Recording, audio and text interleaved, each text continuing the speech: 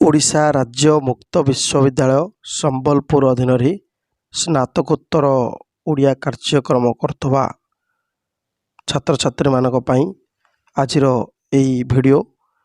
ଆଜି ଆଲୋଚନା କରିବା MA ପେପର 10 ଏହାର ବ୍ଲକ୍ 1ର ଥିବା ପ୍ରଥମ ୟୁନିଟ୍। ଏହି ବ୍ଲକ୍ର ନାମ ହେଲା ପାଶ୍ଚାତ୍ୟ କାବ୍ୟତତ୍ତ୍ୱ ସଂକ୍ଷିପ୍ତ ଇତିହାସ। ତେଣୁ ଏଥିରେ ଅଛି ପାଶ୍ଚାତ୍ୟ କାବ୍ୟତତ୍ତ୍ୱର ବିବର୍ତ୍ତନ ପ୍ରଥମ ଏକକ। ଏହାର ବିଷୟବସ୍ତୁ ଆଜି ଆଲୋଚନା କରିବା। MA ଓଡ଼ିଆର ଫାଷ୍ଟ ସେମିଷ୍ଟାର ସେଇଥିରେ ଯେପରି ଆମେ ପଢ଼ିଥିଲେ ଭାରତୀୟ କାବ୍ୟତତ୍ତ୍ୱ, ସେଥିରେ ଆଲୋଚନା କରିଥିଲେ ଆମ ଭାରତୀୟ କାବ୍ୟତତ୍ତ୍ୱ ଗୁଡ଼ିକୁ, ଯେପରି ରସ, ରୀତି, ଧ୍ୱନି, ଗୁଣ, ବକ୍ରୋକ୍ତି, ଔଚିତ୍ୟ, ଅଳଙ୍କାର, ଛନ୍ଦ, ଏହିସବୁ ଗୁଡ଼ିକ। କିନ୍ତୁ ବର୍ତ୍ତମାନ ଆଲୋଚନା କରିବା ପାଶ୍ଚାତ୍ୟ କାବ୍ୟତତ୍ତ୍ୱରେ ଏବଂ ସମାଲୋଚନା ପଦ୍ଧତିରେ ରହିଥିବା ଏହି କ୍ଲାସିସିଜିମ୍, ରୋମାଣ୍ଟିସିଜିମ୍, ପ୍ରତ୍ୟେକବାଦ, ଚିତ୍ରକଳ୍ପବାଦ, ଅସ୍ତିତ୍ୱବାଦ, ବାସ୍ତବବାଦ, ଏହିଭଳି କିଛି ବିଷୟ। ପ୍ରଥମ ୟୁନିଟ୍ରେ ରହିଛି ପାଶ୍ଚାତ୍ୟ କାବ୍ୟତତ୍ତ୍ୱର ବିବର୍ତ୍ତନ, ଅର୍ଥାତ୍ ଏହି ପାଶ୍ଚାତ୍ୟ କାବ୍ୟତତ୍ତ୍ୱ କିପରି ବିବର୍ତ୍ତନ ହୋଇ ସୃଷ୍ଟି ହୋଇଛି। ଯେହେତୁ ଏକବିଂଶ ଶତାବ୍ଦୀର ଜ୍ଞାନର ପରିମଣ୍ଡଳକୁ ଆଜି ପରିବ୍ୟାପ୍ତ କରିଛି ସାହିତ୍ୟ, ଏବଂ ସାହିତ୍ୟ ସୃଷ୍ଟି କୌଣସି ଆଞ୍ଚଳିକ ସୀମା ସରହଦ ମଧ୍ୟରେ ଆଉ ବାନ୍ଧି ହୋଇ ରହିନାହିଁ। ସମଗ୍ର ବିଶ୍ୱ ଯେହେତୁ ବିଜ୍ଞାନ ଓ ପ୍ରଯୁକ୍ତି ବିଦ୍ୟା ହେତୁ ଆଜି ଗୋଟିଏ ପରିବାର ପରି ମନେ ହେଉଛି, ତେଣୁ ସମଗ୍ର ବିଶ୍ୱକୁ ପରିବାରଭୁକ୍ତ ମନେକରି ତଦ ଅନୁସାରେ ସୃଷ୍ଟି ହେଉଛି ସାହିତ୍ୟ, ଏବଂ ସାହିତ୍ୟରେ ରୂପ ପାଉଛି ବିଶ୍ୱରେ ପ୍ରବର୍ତ୍ତିତ ତଥା ପରିବର୍ତ୍ତିତ ବିଭିନ୍ନ ଚିନ୍ତାଧାରା, ଯାହାଫଳରେ ସାହିତ୍ୟ ହୋଇଛି ଆଜି ଅଧିକ ସମୃଦ୍ଧିଶାଳୀ। ଏଥିପାଇଁ ଏହି ସାହିତ୍ୟରେ ସୃଷ୍ଟି ହୋଇଛି ନାନା କାବ୍ୟତତ୍ତ୍ୱ, ବିଭିନ୍ନ ବାଦ, ଯାହାକି ଆଜି ବହୁତ ଗୁରୁତ୍ୱପୂର୍ଣ୍ଣ ମନେ ହେବା ସହ ଏସବୁ ବାଦ ବା ତତ୍ତ୍ୱର ଆଲୋଚନା ବ୍ୟାପକ ହେଉଛି। ଭାବ ଓ ଭାଷାତାତ୍ତ୍ୱିକ ଅଧ୍ୟୟନ ଉପରେ ବେଶୀ ଗୁରୁତ୍ୱାରୋପ କରାଯାଉଛି। ଆମ ଓଡ଼ିଆ ସାହିତ୍ୟରେ ସଂସ୍କୃତ କାବ୍ୟତତ୍ତ୍ୱ ଯେପରି ପ୍ରଭାବ ପକାଇଥିଲା ବା ଅଦ୍ୟାପି ମଧ୍ୟ ସଂସ୍କୃତ କାବ୍ୟତତ୍ତ୍ୱର ପ୍ରଭାବ ବହୁତ ରହିଛି, ଠିକ୍ ସେହିପରି ଏହି ବିଶ୍ୱ ପରିବାରଭୁକ୍ତ ମନେ ହେଉଥିବା ହେତୁ, ସାରା ବିଶ୍ୱ ଗୋଟିଏ ପରିବାର ବୋଲି ଭାବୁଥିବା ହେତୁ ଆମେ ଏହି ପାଶ୍ଚାତ୍ୟ କାବ୍ୟତତ୍ତ୍ୱ ମଧ୍ୟ ଆଜି ଆମ ଉପରେ ଅନୁରୂପ ଭାବେ ପ୍ରଭାବ ପକାଉଛି। ଏଣୁ ଏହି ପରିପ୍ରେକ୍ଷୀରେ ଆଧୁନିକ ଯୁଗରେ ବା ଏହି ଆଧୁନିକତା ପରିପ୍ରେକ୍ଷୀରେ ସାହିତ୍ୟ ଅଧ୍ୟୟନରେ ଆମକୁ ପାଶ୍ଚାତ୍ୟ କାବ୍ୟତତ୍ତ୍ୱ ଏବଂ ପାଶ୍ଚାତ୍ୟ ସମୀକ୍ଷା ପଦ୍ଧତି ବିଷୟରେ ଜାଣିବାର ଆବଶ୍ୟକତା ରହିଛି। ଏହି ଦୃଷ୍ଟିକୋଣରୁ ଏହି ପାଶ୍ଚାତ୍ୟ କାବ୍ୟତତ୍ତ୍ୱ ଗୁଡ଼ିକ କିପରି ବିବର୍ତ୍ତନ ହେଲା ବା ସୃଷ୍ଟି ହେଲା, କେଉଁ ପରିସ୍ଥିତିରେ ଏହା ସୃଷ୍ଟି ହୋଇଛି, କିପରି ଗତିଶୀଳ ହୋଇଛି ଏବଂ କେଉଁ ପ୍ରକାର ସ୍ତର ଦେଇ ଆଜି ଆମ ପାଖରେ ଏହା ପହଞ୍ଚିଛି, ଏସବୁ ଯାକର ଅଧ୍ୟୟନ ଅତି ଜରୁରୀ ମନେ ହୁଏ। ଏଣୁ ଏହି ପାଶ୍ଚାତ୍ୟ କାବ୍ୟତତ୍ତ୍ୱ ତଥା ସମୀକ୍ଷା ପଦ୍ଧତି ଗୁଡ଼ିକର ଅଧ୍ୟୟନ ନିତାନ୍ତ ଆବଶ୍ୟକ। ସମୀକ୍ଷା ତତ୍ତ୍ୱର ବିବର୍ତ୍ତନ ପାଶ୍ଚାତ୍ୟ ବୌଦ୍ଧିକ ଜଗତର ଏକ ପ୍ରମୁଖ ଧାରା, ଯାହାକି ଆରମ୍ଭ ହୋଇଥିଲା ପ୍ଲାଟୋ ଆରିଷ୍ଟୋଟଲଙ୍କ ଠାରୁ ଏବଂ ଅଦ୍ୟାପି ଏହା ଜାରି ରହିଛି, ଏହାର ଅନ୍ତ ଘଟିନାହିଁ। ଏଣୁ ଏହି ବିବର୍ତ୍ତନର ଧାରା ବିଷୟରେ ଆମକୁ ଜାଣିବାର ଆବଶ୍ୟକତା ଅଛି। ଆଜିର ଚିନ୍ତା ଚେତନା କାଲିକି ପୁରୁଣା ହୋଇଯାଉଛି, ନୂଆ ନୂଆ ଚିନ୍ତା ଚେତନା ଧାରା ତା ସ୍ଥାନ ନେଉଛି, ଯାହାଫଳରେ ସମୀକ୍ଷକମାନଙ୍କ ମଧ୍ୟରେ ଗଭୀର ଅନୁସନ୍ଧିତ୍ସା ସୃଷ୍ଟି ହେଉଛି ନାନା ତଥ୍ୟ ସଂଗ୍ରହ ପାଇଁ, ମନନଶୀଳ ପାଇଁ ଏବଂ କିଛି ନୂଆ ସୃଷ୍ଟି କରିବା ପାଇଁ पुणी नुआ बागरे सृष्टि करिबा पई।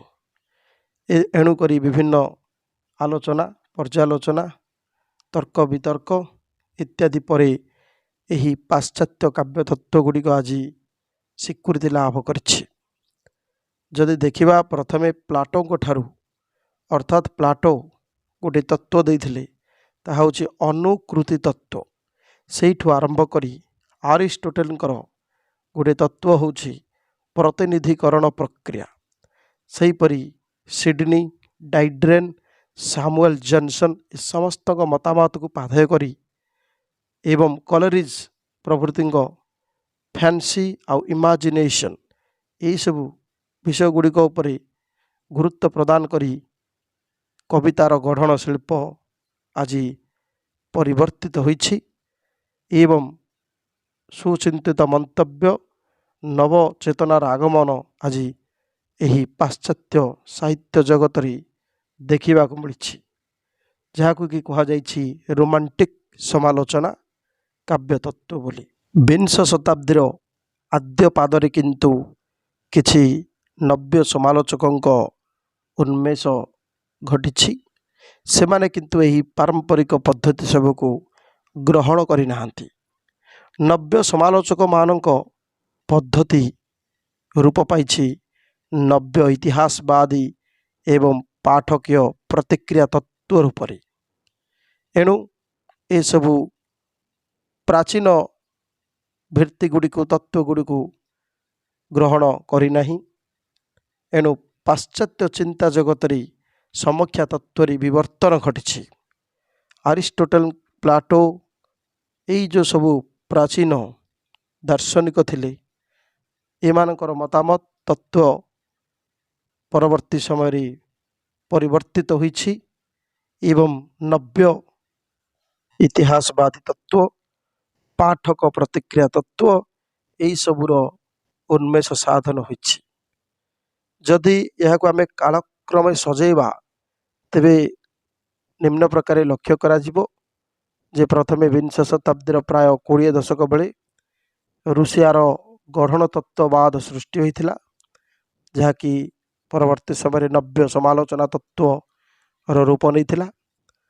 सेहीपरि विंश शताब्दीर तृतीय एवं चतुर्थ दशक यही समय आर्किटाइपाल समालोचना परवर्ती समय विंश शताब्दीर चतुर्थ एवं पंचम दशक यही समय शैली विज्ञान विंश शताब्दीर षष्ठ दशक संरचनावाद और नारीवाद परवर्ती समय सृष्टि होइछि उत्तर संरचनावाद और विघटनवाद ता सहित पाठक प्रतिक्रिया तत्व जहाँकि सृष्टि होइछि विंश शताब्दीर सप्तम दशक। सेहीपरि अष्टम दशक विंश शताब्दीर अष्टम दशक सृष्टि होइछि नव्य इतिहासवाद और संस्कृति अध्ययन भित्तिक तत्व। एहिभଳି भावे विभिन्न पाश्चात्य तत्व साहित्य जगत में देखा मिली। एतद्व्यतीत मार्क्सवादी समालोचना मनस्तात्विक समालोचना परिवेश समालोचना ये सबु मध्य विचार विमर्श स्थानित होइछि। तेणु यही अध्याय यही विषय गुड़िकर ही आलोचना करा जिवो जे किपरि भारतीय काव्य तत्व परि पाश्चात्य जगत यही विभिन्न काव्य तत्व पाश्चात्य काव्य तत्वर सृष्टि होइथिला बा बादर सृष्टि होइथिला। तेणु गोटे गोटे आलोचना करिबा। प्रथमे रही पाश्चात्य काव्य तत्वर संक्षिप्त इतिहास। पाश्चात्य साहित्य समीक्षा क्षेत्र में बहु पद्धतिर सूत्रपात घटी।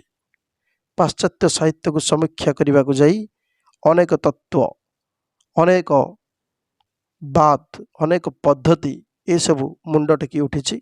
साहित्य सृष्टिर मानदंड निरूपण रे पाश्चात्य तत्वविद माने बहु कालरू प्रयास करि आछंती।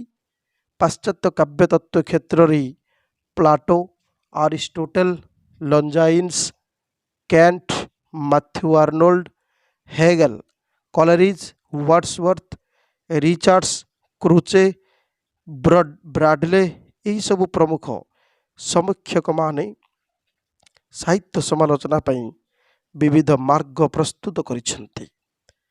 ଫଳତଃ ପାଶ୍ଚାତ୍ୟ କାବ୍ୟଶାସ୍ତ୍ରରେ ସୃଷ୍ଟି ହୋଇଛି ଦୁଇଟି ବିଭାଗ, ଗୋଟିଏ ହେଲା ବସ୍ତୁନିଷ୍ଠ ଚେତନା, ଆଉ ଗୋଟିଏ ହେଲା ବ୍ୟକ୍ତିନିଷ୍ଠ ଚେତନା। ବସ୍ତୁନିଷ୍ଠ ଚେତନାରେ କାବ୍ୟର ବାହ୍ୟ ସୌନ୍ଦର୍ଯ୍ୟ ଏବଂ ଗଠନ ରୀତି ଉପରେ ବିଶେଷ ଗୁରୁତ୍ୱ ଆରୋପ କରାଯାଉଥିଲା ବେଳେ ଏହି ବ୍ୟକ୍ତିନିଷ୍ଠ ଚେତନାରେ କିନ୍ତୁ କାବ୍ୟର ଅନ୍ତର୍ନିହିତ ସୌନ୍ଦର୍ଯ୍ୟ ଏବଂ ଭାବ ପକ୍ଷ ଉପରେ ବିଶେଷ ଗୁରୁତ୍ୱ ଆରୋପ କରାଗଲା। ବସ୍ତୁନିଷ୍ଠ ଚେତନାର ସମର୍ଥକ ଥିଲେ ପ୍ଲାଟୋ, ଆରିଷ୍ଟୋଟଲ, ଡ୍ରାଇଡେନ୍, ଜନସନ୍, କାର୍ଲାଇଲ୍, ଆର୍ନୋଲ୍ଡ ପ୍ରମୁଖ। କିନ୍ତୁ ବ୍ୟକ୍ତିନିଷ୍ଠ ଚେତନାର ସମର୍ଥକ ଥିଲେ ୱର୍ଡସୱର୍ଥ, କୋଲେରିଜ୍, ଶେଲି, ଏଡଗାର ଆଲାନ୍ ପୋ ପ୍ରମୁଖ ଏହି ତତ୍ତ୍ୱବିତ୍ ତଥା ବିଶିଷ୍ଟ କବି ଦାର୍ଶନିକ। ବସ୍ତୁନିଷ୍ଠ ଚେତନା ପ୍ରସଙ୍ଗରେ ପ୍ରଥମେ ମତାମତ ରଖି ସକ୍ରେଟିସ୍ କବିତାର ସଂଜ୍ଞା ପ୍ରଦାନ କରି କହିଥିଲେ ଯେ କବିତାଟିଏ ହେଉଛି ବା କବିତା କର୍ମ ଦୈବୀ ପ୍ରେରଣାର ସନ୍ଦେଶ। ତାଙ୍କ ମତ ଥିଲା ଯେ ଜଣେ ସଫଳ ସାହିତ୍ୟିକଙ୍କ ପଛରେ ଦୈବୀ ଶକ୍ତିର ଉତ୍ସଟିଏ ନିହିତ ଥାଏ। ଈଶ୍ୱର କବି ଚେତନା ମାଧ୍ୟମରେ ସାଧାରଣ ଜନତା ପାଖରେ ଆତ୍ମପ୍ରକାଶ କରନ୍ତି। ସକ୍ରେଟିସ୍ଙ୍କର ଏହି ମନ୍ତବ୍ୟଟି ବହୁ କବିଙ୍କୁ ଉଚ୍ଚ ସମ୍ମାନର ଅଧିକାରୀ କରାଇଲା। ସକ୍ରେଟିସ୍ଙ୍କ ଅନୁଗାମୀ ଶିଷ୍ୟ ପ୍ଲାଟୋ, ସେ କିନ୍ତୁ ସକ୍ରେଟିସ୍ଙ୍କ ଏହି ମତାମତକୁ ପୂର୍ଣ୍ଣ ସମର୍ଥନ କରିନଥିଲେ। ତାଙ୍କର ଦୃଷ୍ଟିଭଙ୍ଗୀ ଥିଲା ଭିନ୍ନ। ସେ କାବ୍ୟକୁ ସୌନ୍ଦର୍ଯ୍ୟ ଦୃଷ୍ଟିରୁ ବିବେଚନା ନ କରି ଜଣେ ଦାର୍ଶନିକ ଓ ସମାଜ ସଂସ୍କାରକର ଦୃଷ୍ଟିଭଙ୍ଗୀ ନେଇ ଦେଖିଥିଲେ। ସାମାଜିକ ଚିତ୍ର ଓ ସାମାଜିକ ବିଧି ବ୍ୟବସ୍ଥାର ଉନ୍ମେଷ ଓ ଉତ୍ତରଣରେ ଯେ ଏହା ଉଲ୍ଲେଖନୀୟ ଭୂମିକା ଗ୍ରହଣ କରେ, ଏହି ମତ ଥିଲା ପ୍ଲାଟୋଙ୍କର। ପ୍ଲାଟୋଙ୍କ ଦୃଷ୍ଟିରେ ଜ୍ଞାନର ଅଭିବୃଦ୍ଧି ଯେ ମାନବର ଭାବନାକୁ ପ୍ରଭାବିତ କରିବା ସହିତ ବ୍ୟକ୍ତିଗତ, ପାରିବାରିକ, ସମାଜ ଓ ରାଷ୍ଟ୍ରରେ ଅନିୟମିତତାର ସୂତ୍ରପାତ କରେ। ତେଣୁ ଏହି କବିତାକୁ ଆଦର୍ଶ ରାଜ୍ୟରୁ ବହିଷ୍କାର କରିବା ଉଚିତ ବୋଲି ସେ ପରାମର୍ଶ ଦେଉଥିଲେ। କିନ୍ତୁ ପ୍ଲାଟୋଙ୍କର ଏହି ମନ୍ତବ୍ୟଟି ଲାଗିଲା ତ୍ରୁଟିପୂର୍ଣ୍ଣ। କାବ୍ୟଶାସ୍ତ୍ର ଦୃଷ୍ଟିକୋଣରୁ ଯେହେତୁ ପ୍ଲାଟୋ ଏହାକୁ ତର୍ଜମା କରିନଥିଲେ, ଏଣୁ ଏହି ମତକୁ ପ୍ରତ୍ୟାଖ୍ୟାନ କରିଥିଲେ ପରବର୍ତ୍ତୀ ଦାର୍ଶନିକ ବା ପ୍ଲାଟୋଙ୍କ ଶିଷ୍ୟ ଆରିଷ୍ଟୋଟେଲ।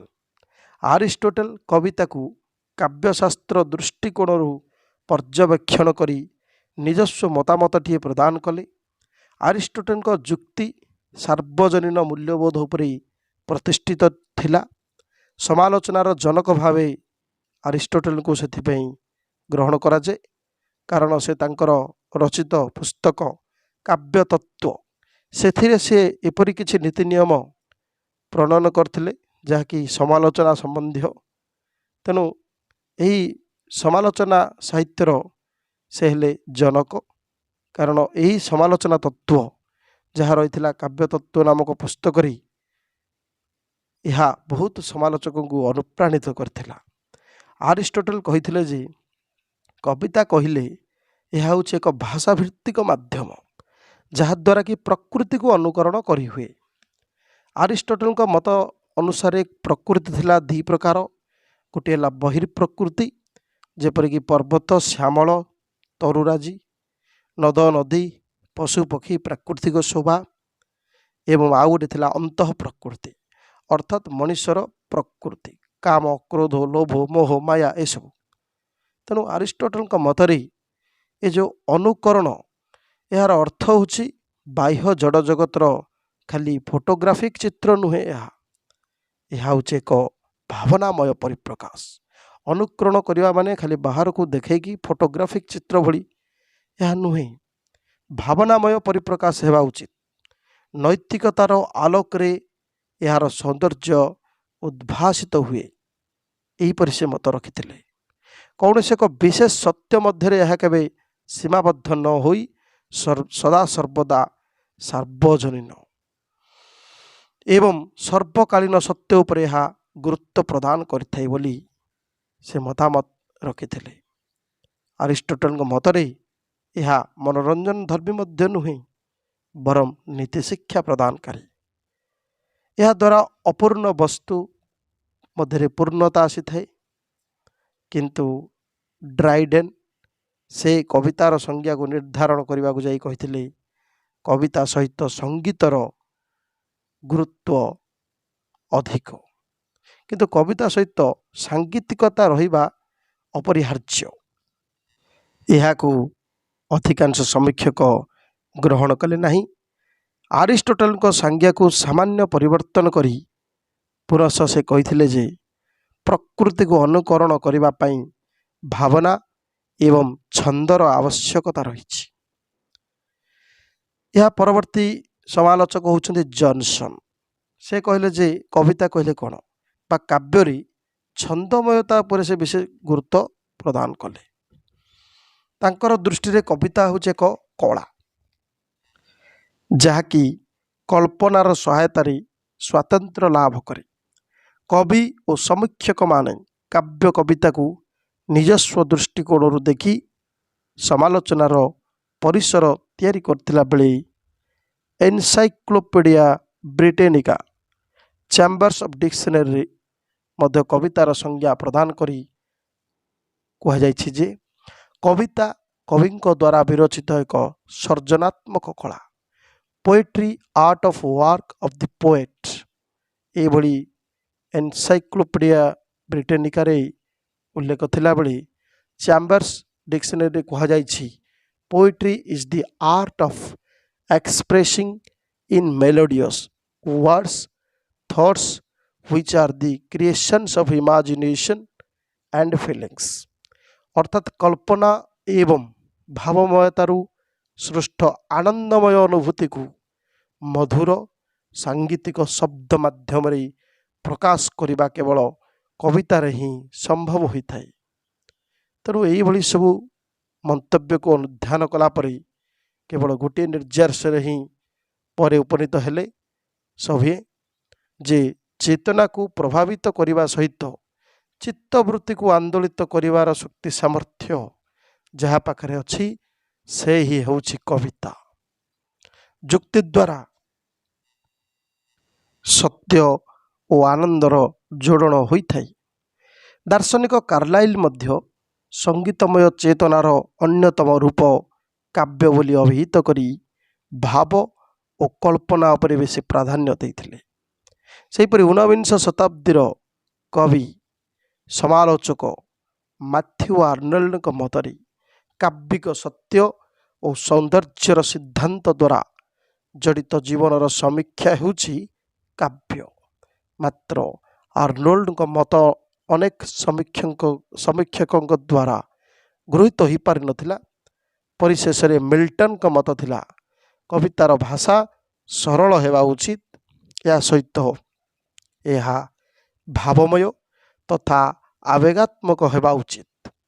ମିଲ୍ଟନ ତତ୍ତ୍ୱକୁ ପରିହାର କରିବା ସହ କବିତାର ଦୁଇଟି ବିଶିଷ୍ଟ ଗୁଣ ସମ୍ପର୍କରେ କହିଲେ ଯେ ଏହା ଭାବମୟ ହେବା ଉଚିତ ଆଉ ଗୋଟିଏ ଆବେଗାତ୍ମକ ହେବା ଉଚିତ। ଏହିଭଳି ଭାବରେ ବସ୍ତୁନିଷ୍ଠ ଚେତନାର ସମର୍ଥକ ଗଣ କବିତାର ସଂଜ୍ଞା ପ୍ରଦାନ କରିଥିଲେ ବା କାବ୍ୟର ସଂଜ୍ଞା ପ୍ରଦାନ କରିବାକୁ ଯାଇ ଏଭଳି ଭାବରେ ମତାମତ ରଖିଥିଲେ।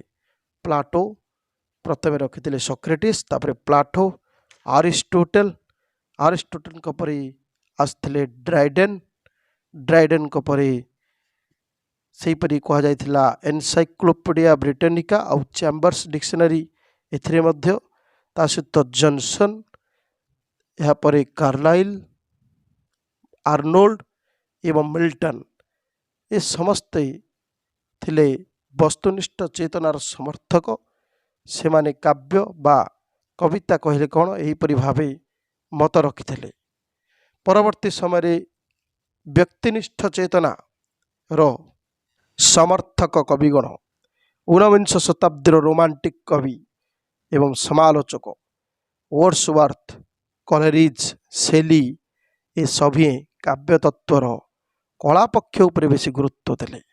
ଏମାନେ ବାହାର ପ୍ରକୃତିକୁ ବା ଗୋଟେ କାବ୍ୟର ଗଠନ ଦିଗକୁ ଗୁରୁତ୍ୱ ନ ଦେଇ ଏହାର କଳା ପକ୍ଷଟି, ଏହାର ଅନ୍ତଃ ସୌନ୍ଦର୍ଯ୍ୟ କିପରି ରହିଛି ଏହାକୁ ଗୁରୁତ୍ୱ ଦେଲେ। ବାହ୍ୟ ସୌନ୍ଦର୍ଯ୍ୟକୁ ଏମାନେ ପ୍ରାଥମିକତା ଦେଲେ ନାହିଁ। ଏମାନେ ଆରିଷ୍ଟୋଟେଲଙ୍କର ନୀତି ଆଦର୍ଶର ମାର୍ଗକୁ ପ୍ରତ୍ୟାଖ୍ୟାନ କରିଥିଲେ।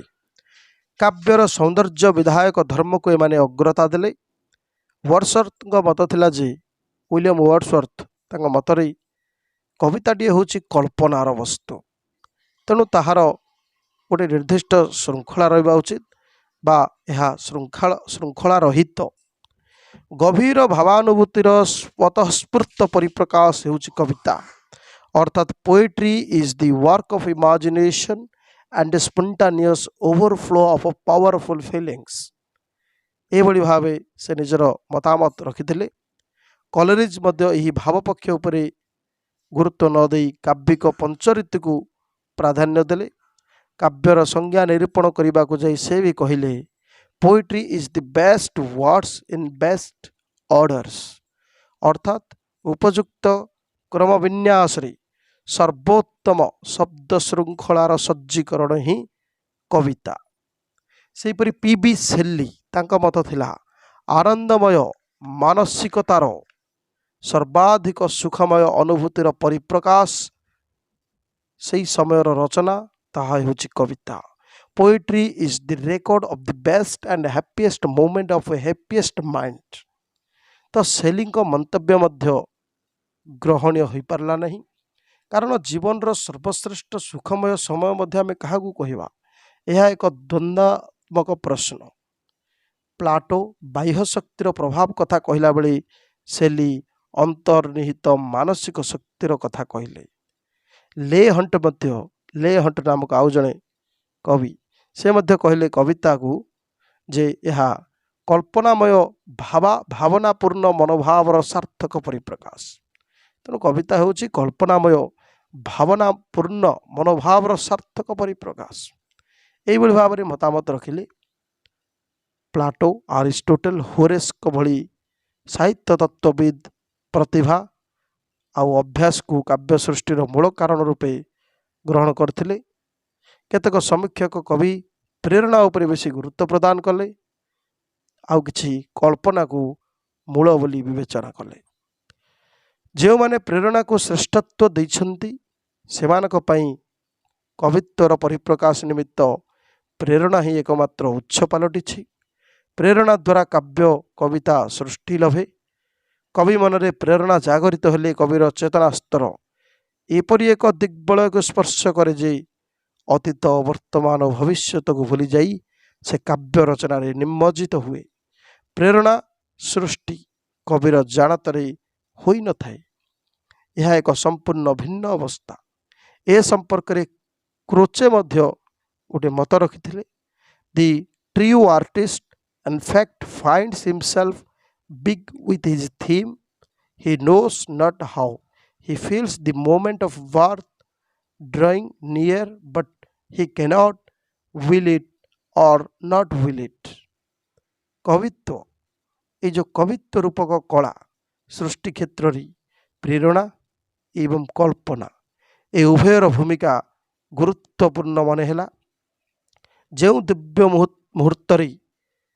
ଦିବ୍ୟ ମୁହୂର୍ତ୍ତରେ ସକଳ ଭାବନା ଏକୀଭୂତ ହୋଇ କବିକୁ ଭିନ୍ନ ଏକ ଇଲାକାରେ ଅନୁପ୍ରବେଶ କରାଇବାରେ ସକ୍ଷମ ହୋଇଥାଏ, ସେତେବେଳେ ପ୍ରେରଣାଟିଏ ସୃଷ୍ଟି ହୁଏ।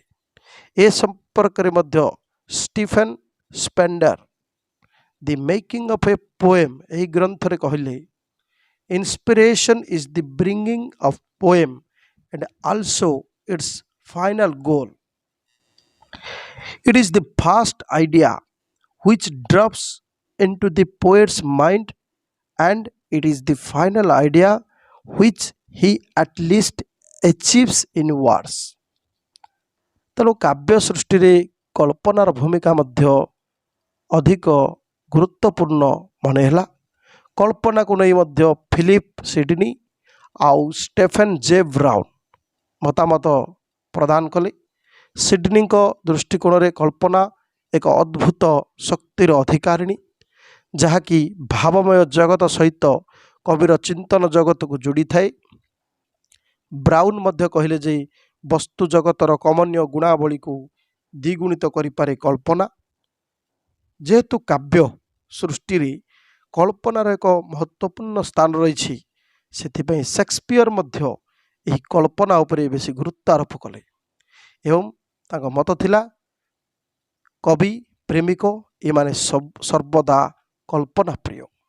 କବିତ୍ୱ ସତ୍ତାର ପରିପ୍ରକାଶ କଳ୍ପନା ଦ୍ୱାରା ହିଁ ସମ୍ଭବ ହୋଇଥାଏ। ଭାବମୟ ଜଗତରୁ ବିବିଧ କଳ୍ପନାର ଏକତ୍ରୀକରଣ କରି ସୁବ୍ୟବସ୍ଥିତ ଭାବରେ କବି କାବ୍ୟ କବିତା ସୃଷ୍ଟି କରେ। ସେଥିପାଇଁ ମାନବ ସମାଜରେ କବି ଏକ ଅସାଧାରଣ ବ୍ୟକ୍ତିତ୍ୱ ଭାବରେ ପରିଗଣିତ ହୋଇଥାଏ। ଦାର୍ଶନିକ କାଣ୍ଟ ସେ ମଧ୍ୟ କଳ୍ପନାକୁ ତିନି ଭାଗରେ ବିଭକ୍ତ କରି କହିଲେ, ପ୍ରଥମଟି ହେଲା ପୁନଃ ଉତ୍ପାଦନ ନିମିତ୍ତ କଳ୍ପନା ଶକ୍ତିକୁ ବ୍ୟବହାର କରାଯାଏ, ଅର୍ଥାତ୍ ମନରେ ନାନାଦି ଭାବରେ ଥିବା ଅବ୍ୟବସ୍ଥିତ ଚିନ୍ତା ଚେତନାକୁ ସୁସଂଯତ କରିଥାଏ କଳ୍ପନା।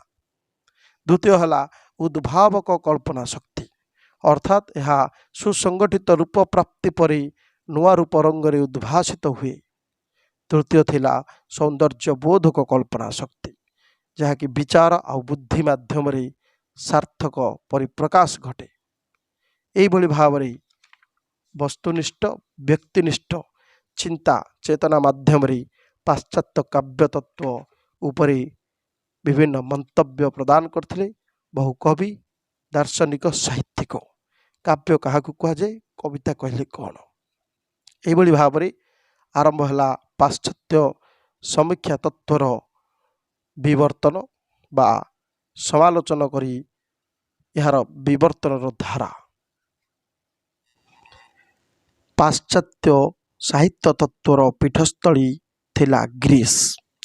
ଏହାର ସାଂସ୍କୃତିକ ବିକାଶ ଜାତି ତଥା ଭାଷାର ଉଦ୍ଭବ ସହିତ ଗ୍ରୀକ୍ ସାହିତ୍ୟ ପରମ୍ପରାରେ ସାହିତ୍ୟ ତତ୍ତ୍ୱର ବିକାଶ ଧାରା ସମ୍ପର୍କିତ ତଥ୍ୟ ଆଲୋଚନା ମାଧ୍ୟମରେ ଅବଗତ କରାଇବା ଥିଲା ସମୀକ୍ଷା ତତ୍ତ୍ୱ ଅଧ୍ୟୟନର ମୁଖ୍ୟ ଉଦ୍ଦେଶ୍ୟ।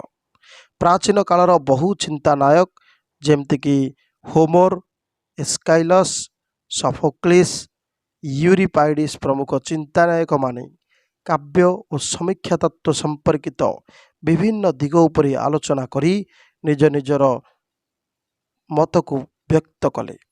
ସେସବୁର ଅଧ୍ୟୟନ ଆଉ ଚର୍ଚ୍ଚା ଯାହା ଆଜି ଅନିବାର୍ଯ୍ୟ ମନେ ହୁଏ।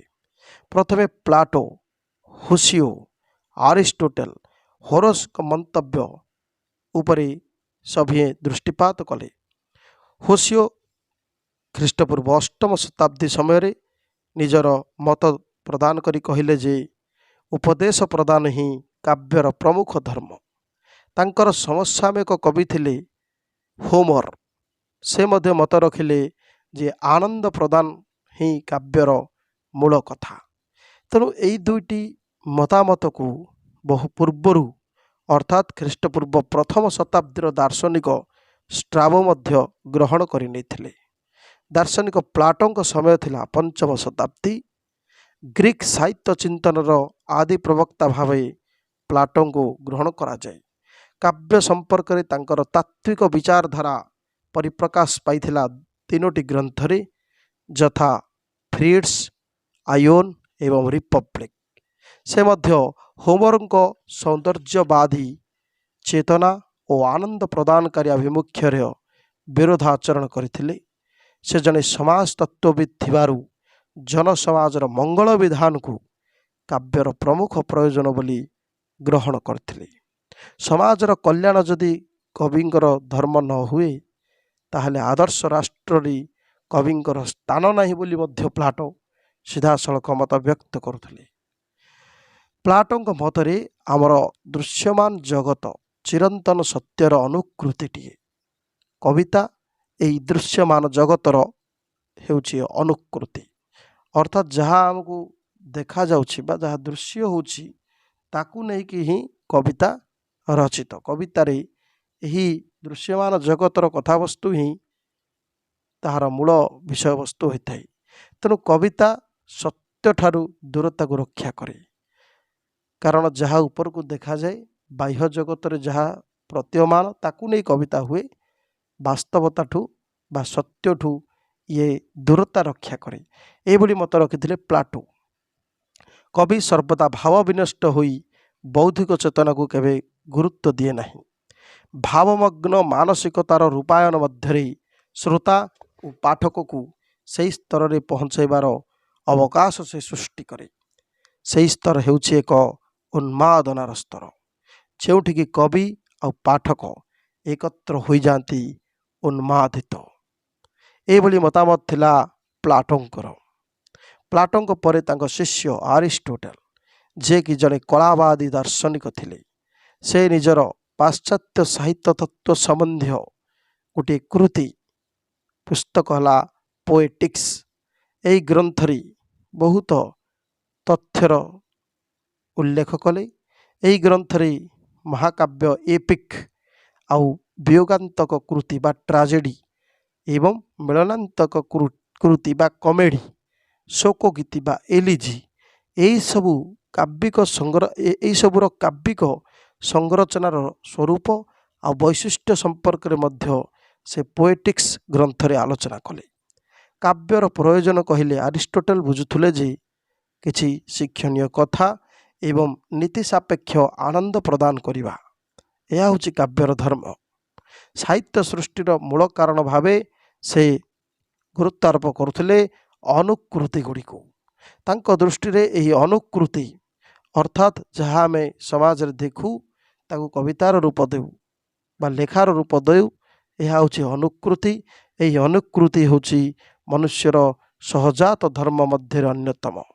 ଏହା ହିଁ ହେଉଛି କାବ୍ୟ ସୃଷ୍ଟିର ମୂଳ ଉତ୍ସ। ତେଣୁ ଏହିସବୁ କଥାକୁ ପ୍ରକାଶ କରିଥିଲେ ଆରିଷ୍ଟୋଟଲ। ଏହାପରେ ଗ୍ରୀସର ଅନ୍ୟତମ ପ୍ରସିଦ୍ଧ ସମୀକ୍ଷକ ହେଉଛନ୍ତି ଲଞ୍ଜାଇନ୍ସ। ତାଙ୍କ ଦୃଷ୍ଟିରେ କବିତା କାବ୍ୟ ସମ୍ପର୍କୀୟ ମତାମତ ରଖି କହିଥିଲେ ଯେ କବି ଓ କବିତା ଉଭୟ ମର୍ଯ୍ୟାଦାପୂର୍ଣ୍ଣ ଆସନର ଅଧିକାରୀ। ତାଙ୍କର ମଧ୍ୟ ଦୁଇଟି ଜନପ୍ରିୟ ଗ୍ରନ୍ଥ ଥିଲା।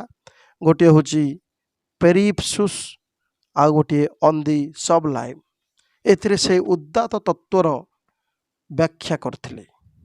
ତାଙ୍କ ମତ ଥିଲା କବି ପାଠକକୁ କାବ୍ୟାନନ୍ଦ ପ୍ରଦାନ କରିବା ସହିତ ଏକ ଦିବ୍ୟ ସ୍ଥିତିରେ ପହଞ୍ଚାଇ ଦିଏ। ଅନ୍ତର୍ନିହିତ ଭାବ ବିଚାରତା ଓ ଉଦାରତା ଏହାକୁ ହିଁ ସମ୍ଭବ କରିପାରେ।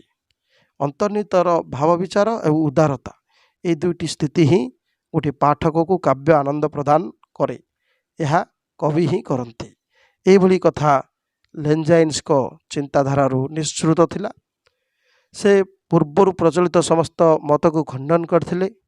ତାଙ୍କର ମତ ଥିଲା ଉତ୍କୃଷ୍ଟ କଳାକର୍ମ ବାଧ୍ୟବାଧକତା ଦ୍ୱାରା କେବେ ବି ପାଠକକୁ ବିମୋହିତ କରେ ନାହିଁ। ଅନୁଭବ ଦ୍ୱାରା ପାଠକ ଆପେ ଆପେ ନିଜ ଅଜାଣତରେ ସୃଷ୍ଟି ସହିତ ଆତ୍ମନିମଗ୍ନ ହୋଇଯାଏ।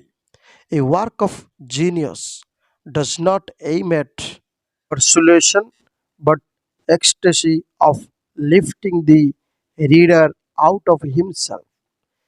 ଗ୍ରୀକ୍ ଦାର୍ଶନିକ ମାନଙ୍କ ବ୍ୟତୀତ ଅନେକ ଲାଟିନ୍ କାବ୍ୟଚିନ୍ତକ ମଧ୍ୟ ଯଥା ସିସେରୋ, ହୋରେସ୍, କ୍ୟୁଟିଲିଆନ୍, ଏମାନେ ମଧ୍ୟ ନିଜର ବକ୍ତବ୍ୟ ଏହି ଅଳଙ୍କାର ଶାସ୍ତ୍ର ଆଉ ପ୍ରକାଶ ଭଙ୍ଗୀ ସମ୍ବନ୍ଧୀୟ ବକ୍ତବ୍ୟ ରଖିଥିଲେ।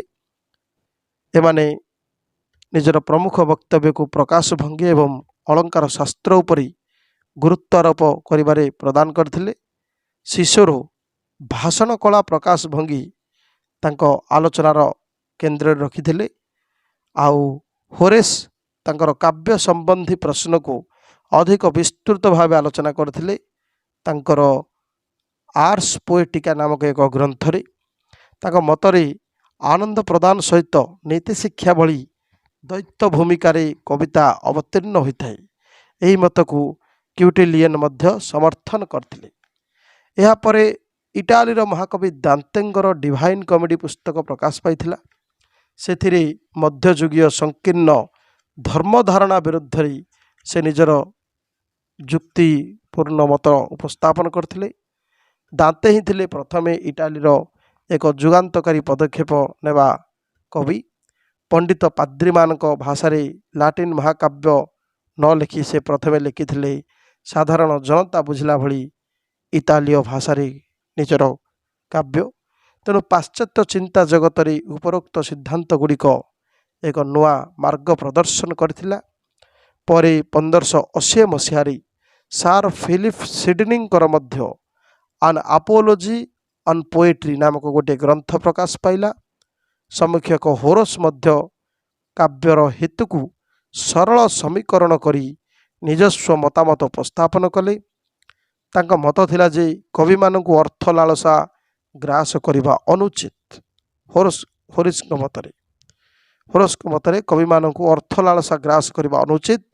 ଆନନ୍ଦ ପ୍ରଦାନ ସହିତ ସମାଜ ପାଇଁ ଉପାଦେୟ ସାବ୍ୟସ୍ତ ହେବାରେ ସେ ବେଶୀ ଗୁରୁତ୍ୱ ଆରୋପ କରୁଥିଲେ। ଏ ଦୁଇଟିର ମଧୁର ସମନ୍ୱୟ ଯେ କରିପାରିବ କେବଳ ସେ ହିଁ ହେବ ଜଣେ ସଫଳ ସ୍ରଷ୍ଟା। ଏଭଳି ସେ ମତାମତ ରଖିଥିଲେ। 19 ଶତାବ୍ଦୀରେ କଳା ନିମିତ୍ତ କଳା ବା ଆର୍ଟ ଫର୍ ଆର୍ଟସ ସେକ୍ ଏହିସବୁ ମତବାଦ ମଧ୍ୟ ପ୍ରବର୍ତ୍ତନ କରାଗଲା, ଯାହାକି ଥିଲା ୱାଟର ପିଟରଙ୍କର। ତାଙ୍କ ମତ ଥିଲା ଯେ କଳା ମୁକ୍ତ ଆଉ ଉଦ୍ଦେଶ୍ୟହୀନ। ଏହାକୁ କୌଣସି ଶୃଙ୍ଖଳ ମଧ୍ୟରେ କେବେ ବାନ୍ଧି ରଖିବା ଉଚିତ ନୁହଁ। ଏହା ନୈତିକତା ଓ ଆଚାର ବ୍ୟବହାରରୁ ପୁରା ମୁକ୍ତ। ପିଟରଙ୍କର ମତବାଦକୁ ପରେ ଅସ୍କାର ୱାଇଲ୍ଡ, ବଦଲେୟାର, ବ୍ରଡଲେ ଏହିସବୁ ପ୍ରଭୃତି ଲେଖକ ପୂର୍ଣ୍ଣ ସମର୍ଥନ ଜଣାଇଥିଲେ। ବଦଲେୟାରଙ୍କ ମତ ଥିଲା poetry has no end beyond itself, ଅର୍ଥାତ୍ କବିତାର ଜଗତ ଏକ ଭିନ୍ନ ଜଗତ, ଯେଉଁ ଜଗତରେ ଅନୁପ୍ରବେଶ କରି ପାଠକ କିଛି ସମୟ ପାଇଁ ନିଜକୁ ଭୁଲେଇ ଦିଏ।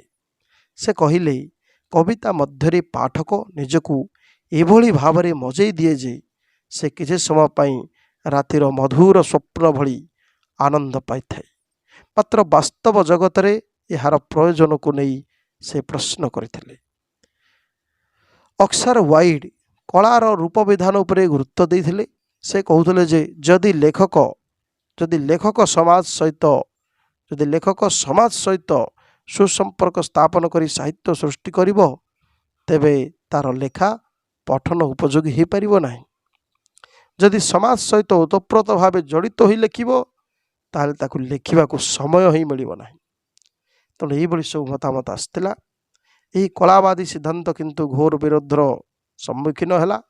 Matthew Arnold, Newton, J B. Chesterton, I A. Richards ଏହିସବୁ ପ୍ରମୁଖ ସାହିତ୍ୟିକ ଏହାକୁ ବିରୋଧ କରିଥିଲେ। ଉତ୍ତମ କବିତାର ମାନକୁ ନିର୍ଦ୍ଧାରଣ କରିବାକୁ ଯାଇ ଆର୍ନୋଲ୍ଡ କହିଲେ, ମନୋରଞ୍ଜନ ବା ଆହ୍ଲାଦ ପ୍ରଦାନ କରିବା ହେଉଛି କବିତାର ଏକମାତ୍ର ଲକ୍ଷ୍ୟ, ଏହା ନୁହଁ। ନୂଆ କିଛି ତିଆରି କରିବା, ଏହାର ପୋଷଣ କରିବା ଓ ତନ୍ମଧ୍ୟରେ ଆନନ୍ଦ ଦାନ କରିବା କବିତାର ପ୍ରମୁଖ ଲକ୍ଷ୍ୟ ହେବା ଉଚିତ। ବ୍ୟକ୍ତି ଚେତନାର ବିକାଶ ସାଙ୍ଗକୁ ସମାଜର ବିକାଶରେ ହିଁ ଏହାର ସାର୍ଥକତା ନିହିତ।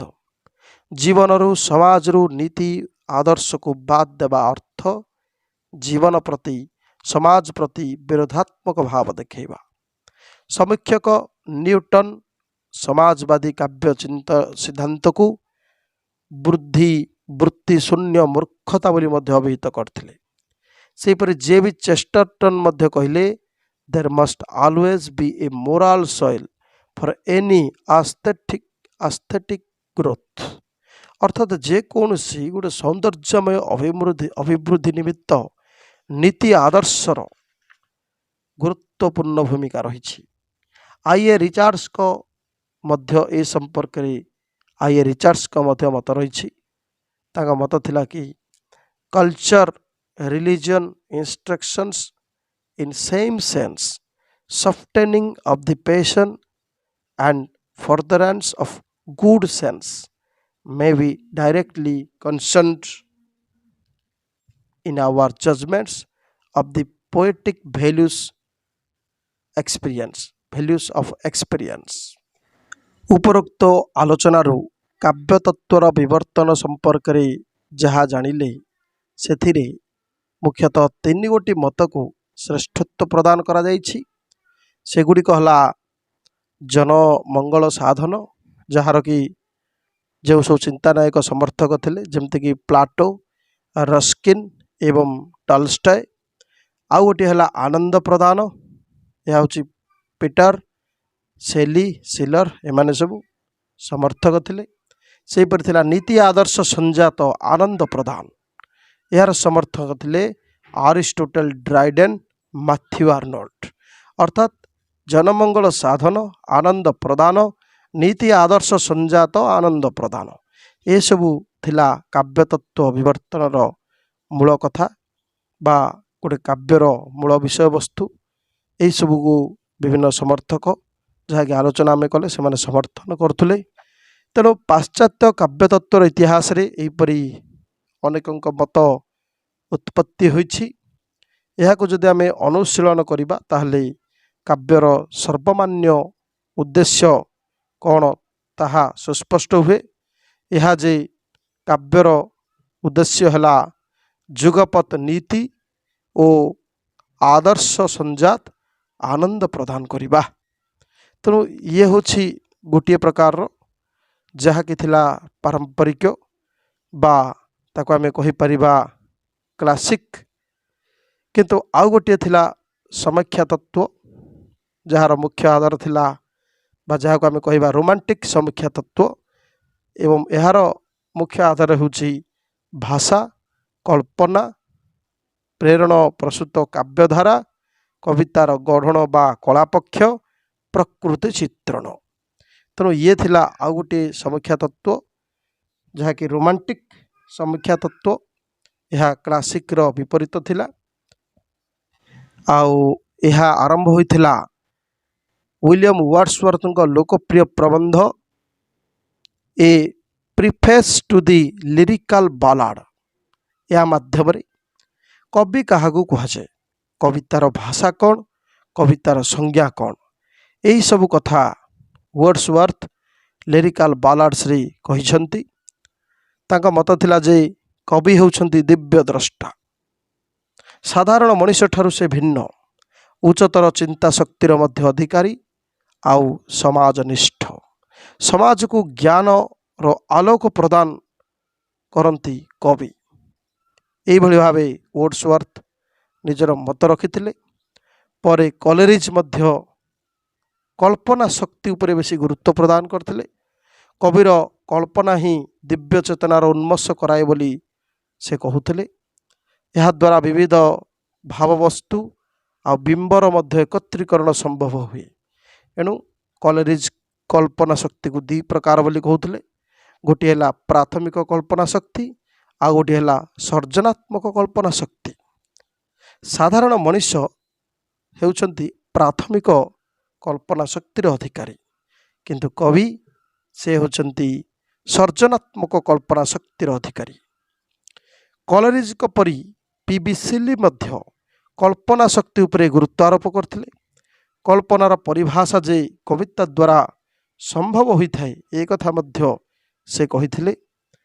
ଏହି ଦାର୍ଶନିକ ସିଦ୍ଧାନ୍ତମାନ ପାଶ୍ଚାତ୍ୟ କାବ୍ୟ କବିତାକୁ ଏକ ନୂତନ ଦିଗ୍ଦର୍ଶନ ପ୍ରଦାନ କଲା। ଏହିଭଳି ଭାବରେ ପ୍ରଥମେ କ୍ଲାସିକ୍ ବାଦ, ପରେ ରୋମାଣ୍ଟିକ୍ ବାଦ, ଅର୍ଥାତ୍ କ୍ଲାସିକ୍ ସମୀକ୍ଷା ତତ୍ତ୍ୱ, ରୋମାଣ୍ଟିକ୍ ସମୀକ୍ଷା ତତ୍ତ୍ୱର ଉନ୍ମେଷ ହୋଇଥିଲା। ଏବଂ କବିତା କହିଲେ କ'ଣ ତା ସମ୍ବନ୍ଧରେ ବିଭିନ୍ନ ଦାର୍ଶନିକ, ସାହିତ୍ୟିକ, କବି ନିଜ ନିଜର ମତାମତ ରଖିଥିଲେ।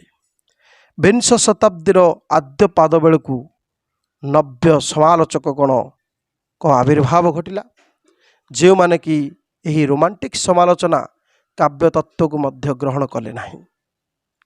ଯେମିତିକି ଆଇ.ଏ. ରିଚାର୍ଡସ୍, ସେ ଥିଲେ ଏହି ନବ୍ୟ ସମାଲୋଚକ ଗଣମାନଙ୍କ ମଧ୍ୟରେ ପ୍ରମୁଖ। ଏହାପରେ ଟି.ଏସ୍. ଇଲିୟଟ୍ ମଧ୍ୟ କାବ୍ୟ ତତ୍ତ୍ୱକୁ ସମର୍ଥନ କରି ସେ କାବ୍ୟ ୱାର୍ଡସୱର୍ଥଙ୍କର ଆତ୍ମନିଷ୍ଠ ତତ୍ତ୍ୱର ବିରୋଧାଚରଣ କରିଥିଲେ। ତେଣୁ ରିଚାର୍ଡସ୍ ଆଉ ଏଲିୟଟ୍ ଏମାନଙ୍କ ପରି ଏଫ୍.ଆର୍. ଲିଭିସ୍, ବ୍ଲାକ୍ ମୁର୍, ୱିମସାର୍ଟ ଓ ବ୍ରୁକ୍ସ, ଜନ୍ କ୍ରୋ ରାମସନ୍ ଏ ସମସ୍ତେ ଥିଲେ ନବ୍ୟ ସମୀକ୍ଷା ତତ୍ତ୍ୱ ବା ଏହି ନବ୍ୟ ସମାଲୋଚକ ଗୋଷ୍ଠୀର ଅନ୍ତର୍ଭୁକ୍ତ। ଏଫ୍.ଆର୍. ଲିଭିସ୍ ସେ କହିଲେ ଜୀବନର ଗୁରୁତ୍ୱପୂର୍ଣ୍ଣ ଉପଲବ୍ଧି ହେଉଛି ସାହିତ୍ୟ। ଯନ୍ତ୍ର ସଭ୍ୟତାର ନକଲି ଆକର୍ଷଣରୁ ନିଜକୁ ମୁକ୍ତ ରଖିବାର ଏକମାତ୍ର ଉପାୟ ହେଉଛି ସାହିତ୍ୟ। ସାହିତ୍ୟ ମାଧ୍ୟମରେ ମଣିଷ ନିଜ ଜୀବନକୁ ଅତି ପାଖରୁ ଦେଖିବାକୁ ସମ୍ଭବ ହୁଏ ବା ସକ୍ଷମ ହୁଏ। ତତ୍ସହିତ ସାମାଜିକ ପ୍ରସଙ୍ଗ ଉପରେ ମଧ୍ୟ ସେ ଗୁରୁତ୍ୱାରୋପ କରିଥିଲେ। ସେହିପରି କ୍ଲିନ୍ଥ ବ୍ରୁକ୍ସ, ଏମ୍ପସନ୍, ବ୍ଲାକମୋର କାବ୍ୟ କବିତାର ଭାଷା ସମ୍ପର୍କରେ ମତାମତ ପ୍ରଦାନ କରିଥିଲେ। ବ୍ରୁକ୍ସ ପାରାଡକ୍ସ ବା ବିରୋଧାଭାସ ଏହି ନିୟମ ଉପରେ ଗୁରୁତ୍ୱ ଦେଲେ। କାବ୍ୟିକ ସତ୍ୟର ନିଚ୍ଛକ ପରିପ୍ରକାଶ ପାଇଁ ବିରୋଧାଭାସ ହିଁ ଶ୍ରେଷ୍ଠ ମାଧ୍ୟମ ବୋଲି ସେ କାବ୍ୟର ଭାଷା ଏହା ହେବା ଉଚିତ ବୋଲି କହିଥିଲେ। ଅର୍ଥାତ୍ କାବ୍ୟିକ ସତ୍ୟର ନିଚ୍ଛକ ପରିପ୍ରକାଶ ପାଇଁ ବିରୋଧାଭାସ ହିଁ ଶ୍ରେଷ୍ଠ ମାଧ୍ୟମ, ଏହା ହିଁ ଶ୍ରେଷ୍ଠ କାବ୍ୟ ଭାଷା, ଏଇଭଳି କହିଥିଲେ ବ୍ରୁକ୍ସ। ସେପରି ଏମ୍ପସନ୍ 7 ଟାଇପ୍ସ ଅଫ୍ ଆମ୍ବିଗ୍ୟୁଟି ଅର୍ଥାତ୍ ସମ୍ଭାବ୍ୟ ଅର୍ଥକୁ ଶ୍ରେଷ୍ଠ କାବ୍ୟ ଭାଷା ବୋଲି ମଧ୍ୟ ଗ୍ରହଣ କରି ମତାମତ ରଖିଥିଲେ। ତେଣୁ ଏହିସବୁ ଆଲୋଚନାରୁ ସ୍ପଷ୍ଟ ହୁଏ ଯେ ରୋମାଣ୍ଟିକ୍ କାବ୍ୟସ୍ୱରର ପ୍ରତିବାଦ ସ୍ୱରୂପ ଏହି ନବ୍ୟ ସମାଲୋଚନାର ଉନ୍ମେଷ ଘଟିଥିଲା। ସାହିତ୍ୟିକର ସାହିତ୍ୟ କୃତିକୁ ଏଠି ବେଶୀ ଗୁରୁତ୍ୱ ଦିଆଗଲା। ଲେଖକର ଜୀବନୀ ଆଧାରରେ କୃତିକୁ ଗୁରୁତ୍ୱ ଦିଆଯାଉଥିବା ପରମ୍ପରାରେ ଏଇଠୁ ପଡ଼ିଗଲା ପୂର୍ଣ୍ଣଚ୍ଛେଦ। ପାଠକ ପାଇଁ ସାହିତ୍ୟ କୃତି ହେଲା ମୁଖ୍ୟ, ଏହା ବ୍ୟତୀତ କାବ୍ୟାର୍ଥ ମୂଲ୍ୟହୀନ ବୋଲି ନବ୍ୟ ସମାଲୋଚକମାନେ ଘୋଷଣା କଲେ। ପାଠକଟିଏ ପାଇଁ ସାହିତ୍ୟ କୃତିଟି ହେଲା ମୁଖ୍ୟ। ଯଦି ସାହିତ୍ୟ କୃତିର ଗୁରୁତ୍ୱ କିଛି ନାହିଁ ତାହେଲେ କାବ୍ୟାର୍ଥ ସବୁ କିଛି ମୂଲ୍ୟହୀନ, ଏହିଭଳି ମତ ବ୍ୟକ୍ତ କଲେ ନବ୍ୟ ସମାଲୋଚକ ଗୋଷ୍ଠୀ। ସାହିତ୍ୟ କୃତିର ପୁଙ୍ଖାନୁପୁଙ୍ଖ ତର୍ଜମା ହେଲା ଏହାର ମୁଖ୍ୟ ପ୍ରସଙ୍ଗ। ଉତ୍ତମ ଯୋଗ୍ୟତମ ପାଠକ ଓ ତାର ଉପଯୁକ୍ତ ପଠନ କୌଶଳ ହିଁ ସାହିତ୍ୟ କୃତିର ସଫଳତା ଆଉ ବିଫଳତା ରୂପକ ମାନକୁ ନିର୍ଦ୍ଧାରଣ କରିବ, ଏ କଥା ଏମାନଙ୍କ ମତ ଥିଲା। ନବ୍ୟ ସମାଲୋଚକ ଗୋଷ୍ଠୀର ଏହି ପଦ୍ଧତିକୁ ନବ୍ୟ ଇତିହାସବାଦୀ ଓ ପାଠକ ପ୍ରତିକ୍ରିୟା ସମ୍ପର୍କିତ ସମାଲୋଚକ ଗୋଷ୍ଠୀ କିନ୍ତୁ ଗ୍ରହଣ କଲେ ନାହିଁ। ଏମାନେ ଏହି ନବ୍ୟ ସମାଲୋଚକବାଦୀଙ୍କ ଏଇ ଯେଉଁ ତତ୍ତ୍ୱକୁ ଗ୍ରହଣ ନ କରି ନିଜର ଅନ୍ୟ ଭିନ୍ନ ମତ ରଖିଲେ। ଏହି ସମୟରେ ରୁଷିଆର ମସ୍କୋ ଆଉ ପେଟ୍ରୋଗ୍ରାଡରେ ସାହିତ୍ୟ କୃତିର ଗଠନ ଆଉ ଆଙ୍ଗିକକୁ ପ୍ରାଧାନ୍ୟ ଦେଇ ସମାଲୋଚନାର ନୂତନ ତତ୍ତ୍ୱ ଉନ୍ମେଷ ଘଟିଲା। ଏହି ତତ୍ତ୍ୱକୁ ବିକଶିତ କରିବାରେ ପ୍ରମୁଖ ଭୂମିକା ଗ୍ରହଣ କରିଥିଲେ ବୋରିସ୍ ଇଚେନବମ୍, ଭିକ୍ଟର ସ୍କୋଲୋବସ୍କି, ରୋମାନ ଜ୍ୟାକବସନ୍। ଏମାନେ ସାହିତ୍ୟ କୃତିର ବିଷୟବସ୍ତୁ ଓ ସାମାଜିକ ମୂଲ୍ୟବୋଧ ଉପରେ ଗୁରୁତ୍ୱ ଆଉ ଦେଲେ ନାହିଁ।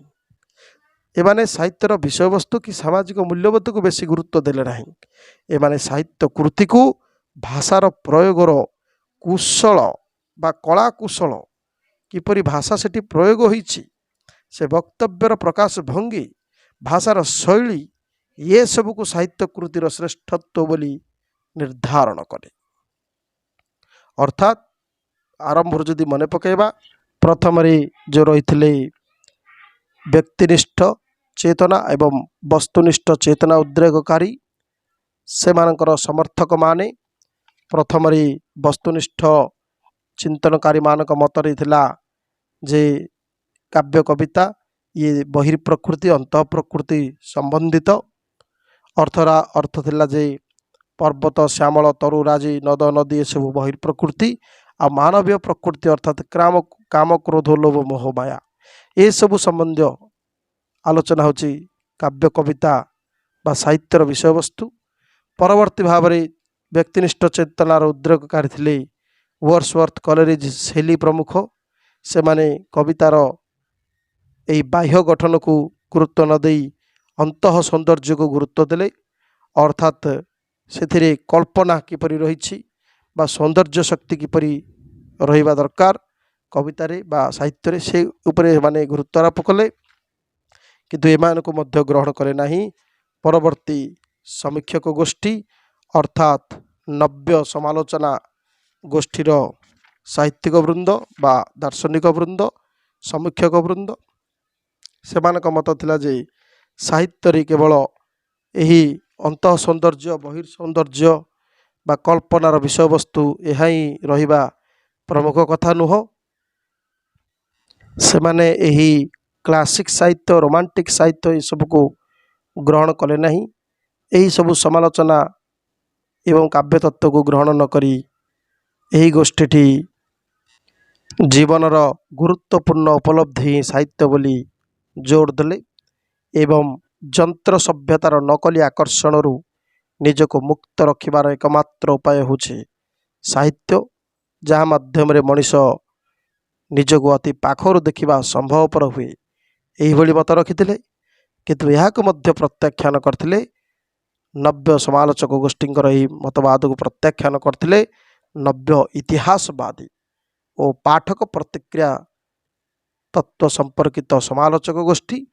ସେମାନଙ୍କ ମତ ଥିଲା ଯେ ସାହିତ୍ୟର ବିଷୟବସ୍ତୁ ଏହା ହେବା ଉଚିତ ବା ସାହିତ୍ୟ ସମାଲୋଚନାର କ୍ଷେତ୍ରରେ ଏହା ଆଲୋଚନା ହେବା ଉଚିତ ଯେ ଏହା କେବଳ ବାହ୍ୟ ପ୍ରକୃତି ନୁହଁ କି ଅନ୍ତଃ ସୌନ୍ଦର୍ଯ୍ୟ କଳ୍ପନା କଥା ନୁହଁ କିମ୍ବା ଜୀବନର ଗୁରୁତ୍ୱପୂର୍ଣ୍ଣ ଉପଲବ୍ଧି କଥା ମଧ୍ୟ ନୁହଁ।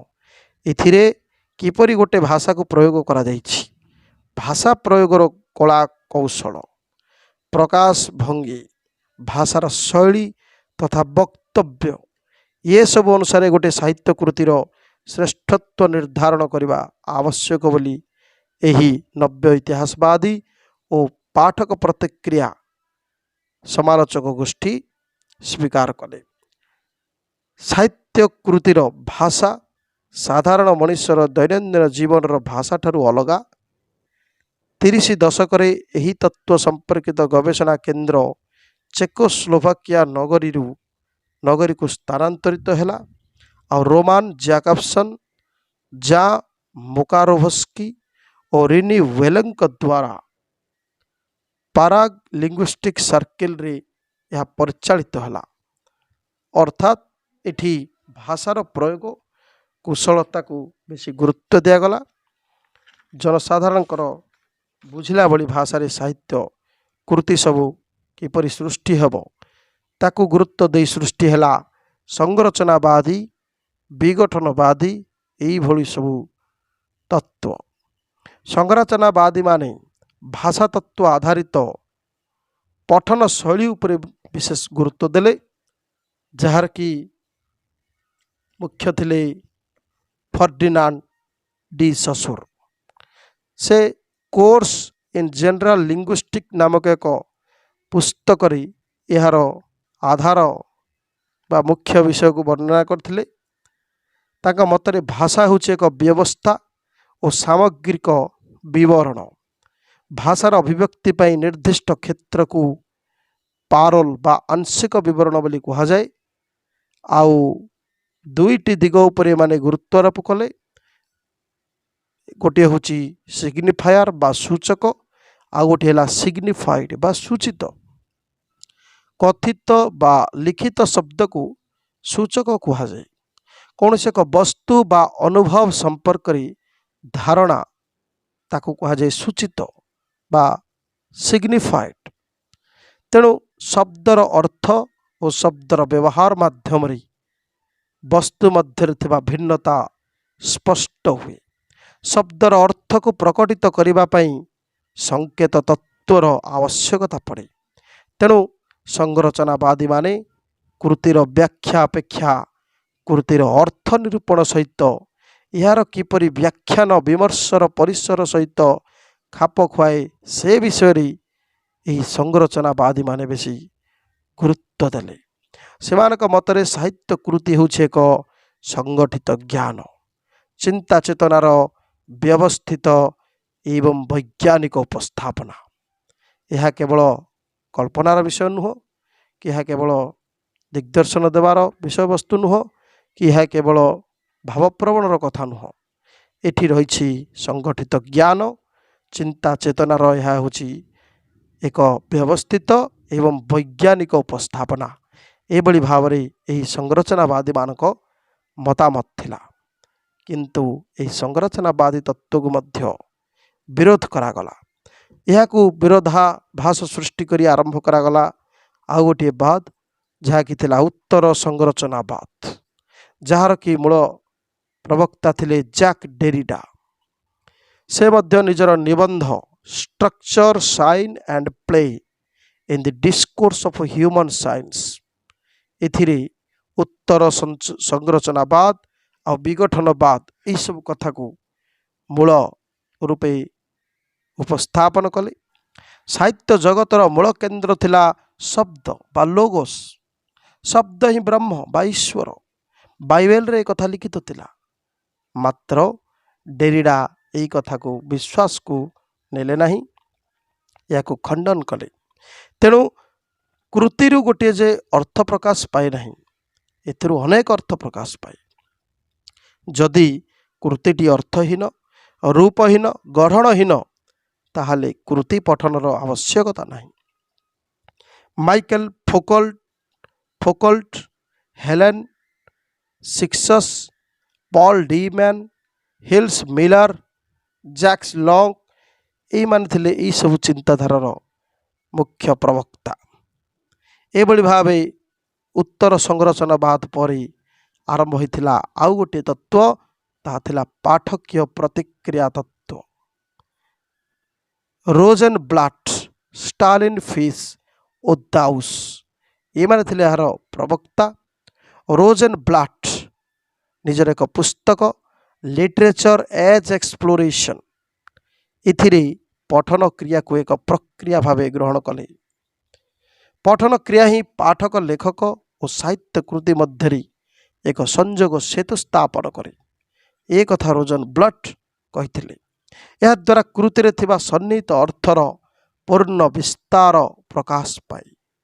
ଅର୍ଥ ନିର୍ଦ୍ଦିଷ୍ଟ ନୁହେଁ, ଗୋଟିଏ କୃତି ବହୁ ଅର୍ଥ ପ୍ରକାଶ ପାଏ। ଏହା ନିର୍ଭର କରେ କେବଳ ପାଠକର ମାନସିକ ଆଉ ସାମାଜିକ ସ୍ଥିତି ଉପରେ।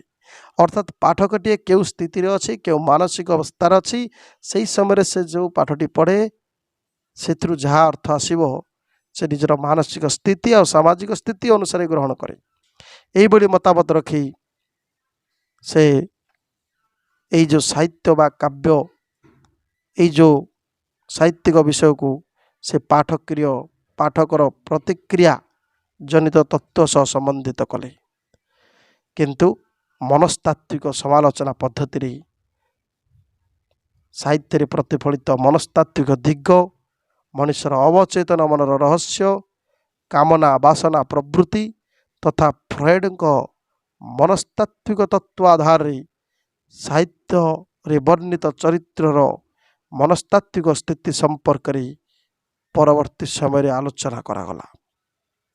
ଫ୍ରଏଡଙ୍କ ବ୍ୟତୀତ ଜାକ୍ସ ଲଙ୍ଗ, କାର୍ଲ ୟୁଙ୍ଗ ଏସବୁ ମନସ୍ତାତ୍ତ୍ୱିକ ତତ୍ତ୍ୱକୁ ସମାଲୋଚନାର ପରିସରକୁ ଆଣି ସାହିତ୍ୟ କୃତିଗୁଡ଼ିକୁ ସମୀକ୍ଷା କଲେ ଯେ ସାହିତ୍ୟ କୃତିରେ ରହିଥିବା ଚରିତ୍ର ସେମାନଙ୍କର କେଉଁଭଳି ଭାବରେ ମାନସିକ ସ୍ଥିତି ରହିଛି, ସେଥିରେ ଥିବା ମଣିଷର ଅବଚେତନ ମନର ରହସ୍ୟ, କାମନା ବାସନା ପ୍ରବୃତ୍ତି ଏସବୁ ଉପରେ ବ୍ୟକ୍ତି କରି ସାହିତ୍ୟ କୃତିକୁ ସମୀକ୍ଷା କରାଗଲା। ଲାର୍କ ଫ୍ରଏଡଙ୍କ ମନସ୍ତାତ୍ତ୍ୱିକ ତତ୍ତ୍ୱକୁ ଭାଷା ତତ୍ତ୍ୱ ପରିପ୍ରେକ୍ଷୀରେ ଆଲୋଚନା କରାଗଲା। ଶ୍ୱଶୁର ଥିଲେ ଏ କ୍ଷେତ୍ରରେ ତାଙ୍କର ଆଦର୍ଶ। ଏହାଦ୍ୱାରା ମନସ୍ତାତ୍ତ୍ୱିକ ତତ୍ତ୍ୱର ନବନିର୍ମାଣ ମଧ୍ୟ ସମ୍ଭବ ହୋଇପାରିଲା। ଲାର୍କାଙ୍କ ଏହି ନୂତନ ନିର୍ମାଣ ପଦ୍ଧତି ଉତ୍ତର ଆଧୁନିକ ଯୁଗର ସାହିତ୍ୟ ସମାଲୋଚନାକୁ ନୂଆ ଦିଗ ଦେଲା। ଅର୍ଥାତ୍ ପାଠକୀୟ ପ୍ରତିକ୍ରିୟା ତତ୍ତ୍ୱ ପରେ ସୃଷ୍ଟି ହୋଇଥିଲା ଏହି ମନସ୍ତାତ୍ତ୍ୱିକ ସମାଲୋଚନା ପଦ୍ଧତି। ଏହା ପରେ ଆଧୁନିକ ସମାଲୋଚନା ସାହିତ୍ୟ ଧାରାରେ ଆଉ ଦୁଇଟି ପ୍ରମୁଖ ସ୍ରୋତ ଦେଖିବାକୁ ମିଳିଲା। ଗୋଟିଏ ଥିଲା ନାରୀବାଦ ସମାଲୋଚନା, ଆଉ ଗୋଟିଏ ହେଉଛି ମାର୍କ୍ସବାଦୀ ସମାଲୋଚନା। ନାରୀବାଦ ପ୍ରଥମେ ରାଜନୈତିକ ଆନ୍ଦୋଳନର ରୂପ ନେଇଥିଲା। ପରବର୍ତ୍ତୀ ସମୟରେ ଏହା ସାମାଜିକ, ସାଂସ୍କୃତିକ ଓ ସାହିତ୍ୟିକ ପରିସରକୁ ପ୍ରବେଶ କଲା। ଆବହମାନ କାଳରୁ ଆମ ସମାଜ ବ୍ୟବସ୍ଥାରେ ପୁରୁଷ ଓ ନାରୀ ପରସ୍ପରର ବିରୋଧୀ। ସମାଜରେ ପୁରୁଷକୁ ସେଲ୍ଫ ଏବଂ ନାରୀକୁ ଅଦର ଏହିଭଳି ଦୃଷ୍ଟିକୋଣରେ ବିବେଚନା କରାଯାଉଥିଲା। ସିମନ ଡି ବିଭୁଆ ସେ ମଧ୍ୟ ଏହି କଥାକୁ ସ୍ୱୀକାର କରି ନିଜର ପୁସ୍ତକ ଦି ସେକେଣ୍ଡ ସେକ୍ସରେ ଏହା ଉଲ୍ଲେଖ କରିଛନ୍ତି। ସମାଜ ସର୍ବଦା ପୁରୁଷ ଓ ନାରୀ ମଧ୍ୟରେ ତାରତମ୍ୟର ପ୍ରାଚୀର ସୃଷ୍ଟି କରିଛି। ପୁରୁଷକୁ ସର୍ବଶକ୍ତିମାନ ବୁଦ୍ଧିଦୀପ୍ତ ଭାବେ ବିବେଚନା କରୁଥିବା ସମାଜ ନାରୀକୁ ଅବଳା ଦୁର୍ବଳା ଭାବରେ ଗ୍ରହଣ କରି ଆସିଛି। ଏହି ପୁସ୍ତକରେ ସେ ସେକ୍ସ ଓ ଜେଣ୍ଡର ୟା ମଧ୍ୟରେ ଥିବା ମୌଳିକ ପାର୍ଥକ୍ୟ କଥା ଉଲ୍ଲେଖ କରିଛନ୍ତି। ଅର୍ଥାତ୍ ବିଭୁଙ୍କ ମତ ଥିଲା ଯେ ସେକ୍ସ ନାରୀ ଓ ପୁରୁଷର ଶରୀରଗତ ଭିନ୍ନତା କଥାକୁ ପ୍ରକାଶ କରୁଥିଲା ବେଳେ ଜେଣ୍ଡର କହିଲେ ଏହା ଏକ ସାମାଜିକ ଓ ସାଂସ୍କୃତିକ ସଂଗଠନ ରୂପକ ବୃହତ୍ ପରିମଣ୍ଡଳର କଥା। ଏହା ବ୍ୟତୀତ ବିଭୁଆ ଉଲ୍ଲେଖ କଲେ ଯେ ଜଣେ ନାରୀ ହୋଇ ଜନ୍ମ ହୋଇନଥାଏ ଜଣେ ମହିଳା ବା ଜଣେ ଝିଅଟିଏ ସେ ନାରୀ ହୋଇ କେବେ ଜନ୍ମ ହୋଇନଥାଏ।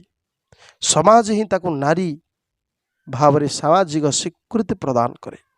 ସମାଜ ପରି ସାହିତ୍ୟ କ୍ଷେତ୍ରରେ ମଧ୍ୟ ଅନୁରୂପ କଥା ଦେଖିବାକୁ ମିଳେ। ଏସବୁ ସାମାଜିକ ସ୍ଥିତିକୁ ନେଇ ଆଧାର କରି ଗଠିତ ହୋଇଥାଏ। ତେଣୁ ଏହି ପରିପ୍ରେକ୍ଷୀରେ ପ୍ରଥମେ ଆମେରିକାରେ ଆରମ୍ଭ ହୋଇଥିଲା ଏହି ଆଧୁନିକ ନାରୀବାଦୀ ସମାଲୋଚନା। ମେରି ଏଲେମାନ ତାଙ୍କର ପୁସ୍ତକ ଦି କିଙ୍ଗ ଏଲାଉଡ୍ ଓମେନ୍ ଏଇଥିରେ ଆମେରିକା, ଇଂଲଣ୍ଡ, ଫ୍ରାନ୍ସର ବହୁ ସଂଖ୍ୟକ ନାରୀବାଦୀ ଲେଖା ମଧ୍ୟ ପ୍ରକାଶିତ ହୋଇଥିଲା। ନାରୀବାଦୀ ସମୀକ୍ଷକମାନେ ଦୁଇଟି କଥା ଉପରେ ଗୁରୁତ୍ୱାରୋପ କରୁଥିଲେ। ପ୍ରଥମ କଥା ହେଉଛି କି ପୁରୁଷ ପରି ନାରୀ ମଧ୍ୟ ଜଣେ ପାଠିକା, ତାର ମଧ୍ୟ ଏକ ପାଠକୀୟ ଦୃଷ୍ଟିଭଙ୍ଗୀ ଅଛି। ଏହି ଦୃଷ୍ଟିଭଙ୍ଗୀ ପୁଣି ସ୍ୱତନ୍ତ୍ର। ଅନେକ କ୍ଷେତ୍ରରେ ନାରୀ ମଧ୍ୟ ଜଣେ ଲେଖିକା ଭାବରେ ସେ ଆବିର୍ଭୂତ ହୁଏ ଏବଂ ସମୟ ସମୟ ନାରୀ ମଧ୍ୟ ଜଣେ ବ୍ୟାଖ୍ୟାକାରୀ ଭାବେ ପରିଚିତ ହୁଏ ଏବଂ ସାହିତ୍ୟର ଅଧ୍ୟୟନ କରି ତାକୁ ଆକଳନ କରେ। ତେଣୁ ମେରି ଏଲିମାନ ଦି କିଙ୍ଗ ଏଲାଉଡ୍ ଓମେନ୍ ପୁସ୍ତକ ରଚନା କରି ନିଜର ମତାମତ ରଖିବା ପରେ ପରବର୍ତ୍ତୀ ସମୟରେ ଆମେରିକା, ଇଂଲଣ୍ଡ ଓ ଫ୍ରାନ୍ସରେ ବହୁ ସଂଖ୍ୟକ ନାରୀବାଦୀ ଲେଖା ପ୍ରକାଶିତ ହୋଇ ନାରୀବାଦର ପ୍ରଚାର ପ୍ରସାର ବ୍ୟାପକ ହୋଇଥିଲା। ପରବର୍ତ୍ତୀ ସମୟରେ ଆରମ୍ଭ ହେଲା ମାର୍କ୍ସବାଦୀ ସମାଲୋଚନା ପଦ୍ଧତି। ଏହା ମଧ୍ୟ ସମୀକ୍ଷା ସାହିତ୍ୟକୁ ଏକ ନୂଆ ଦିଗ ଦେଖାଇବାରେ ସକ୍ଷମ ହେଲା। ଶ୍ରେଣୀ ସଂଘର୍ଷର କଥା, ଶୋଷଣର କଥା, ବିପ୍ଳବର କଥା ଏସବୁ ଥିଲା ମାର୍କ୍ସବାଦୀ ସମାଲୋଚନା ପଦ୍ଧତିର ଆଧାରଭୂମି।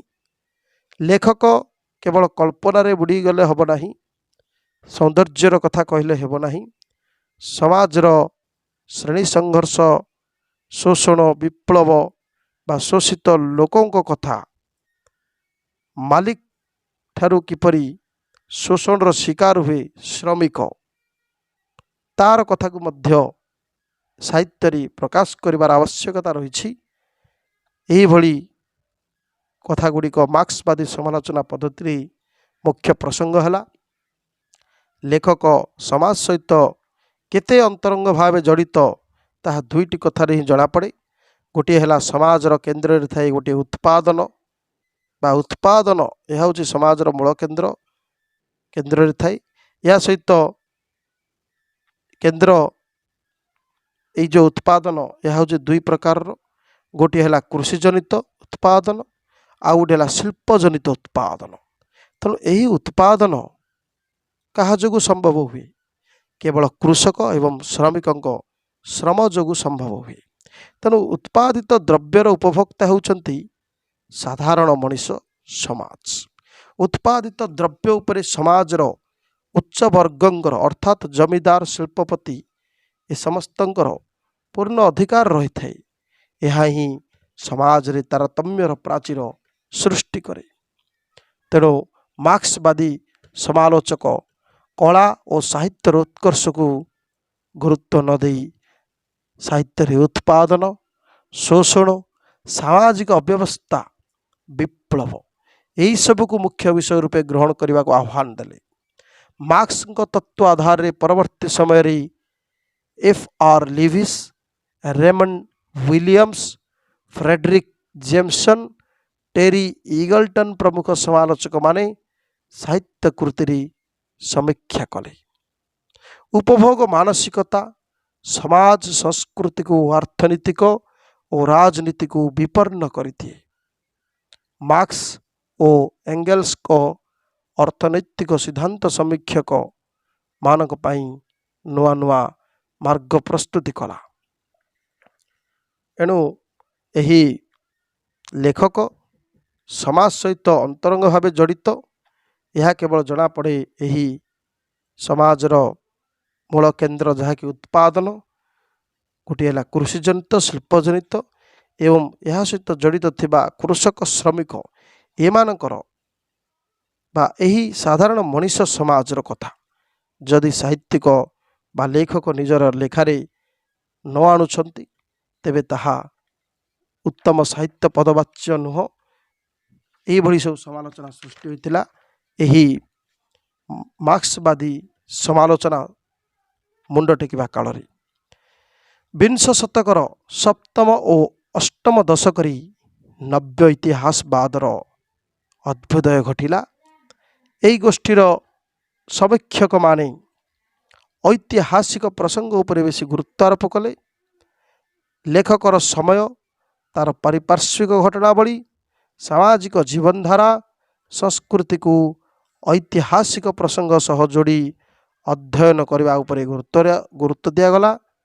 फोकोल्ट, लुइस मॉन्ट्रेज एमाने थिले यही नव्य इतिहासवाद आधार बा नव्य इतिहासवाद तत्वर मूल प्रवर्तक।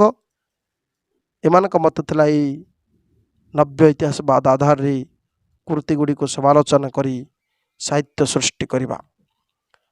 तेणु यही भाव में विंश शताब्दीर सप्तम अष्टम दशक पर्यंत विभिन्न वाद विभिन्न तत्व बा समालोचना तत्व गुड़िक देखा मिलता पाश्चात्य साहित्य जहाँकि आमे कहि परिबा विवर्तन धारा रे गतिशील होई गोटे पर गोटे यही सब साहित्य तत्व बा समालोचना तत्व विवर्तन धारा रे आगु आगु बढ़ी यही नव्य इतिहासवाद पर्यंत पहुँची पारिथिले।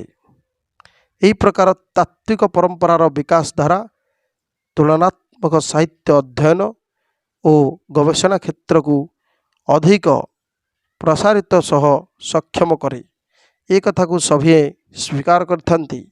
एणु यही पाश्चात्य साहित्य तत्वर उन्मेष एवं समालोचना पद्धति प्रथम रही काव्य पाश्चात्य काव्य तत्वर विवर्तन यार धारा यह सभी जानिबा अति जरूरी।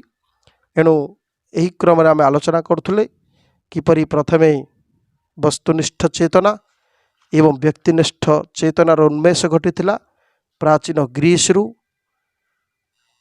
जो थे कि वस्तुनिष्ठ बहिर्प्रकृति अंतर प्रकृति कथा कही समाजर बाह्य गठन कथा को दृष्टि देई बा काव्यर बाह्य गठन को गुरुत्व दे काव्य कविता सब रचना करा जाउथला।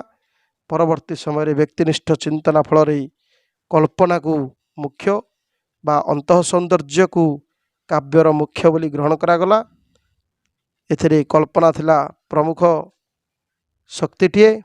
परवर्ती समय या विरोध करथिले आउ दले गोष्ठी बा जेपरिकी एमानक मध्य रही प्रमुख नव्य समालोचना गोष्ठीर आई.ए. रिचर्ड्स, एलियट एमाने यहाँ परे आरंभ होता नव्य इतिहासवादी एवं पाठक प्रतिक्रिया तत्व जो थे गुरुत्व दिगला गोटे भाषार प्रकाश भंगी को भाषार शैली को साहित्य कृति माध्यम गठन कुशलता को साहित्य कृति माध्यम परवर्ती समय सृष्टि है संरचनावादी एवं विघटनवादी, उत्तर संरचनावाद, पाठक प्रतिक्रिया तत्व, यही सबुर उन्मेष पर पुनः सृष्टि होइछि नारीवाद समालोचना, मार्क्सवादी समालोचना।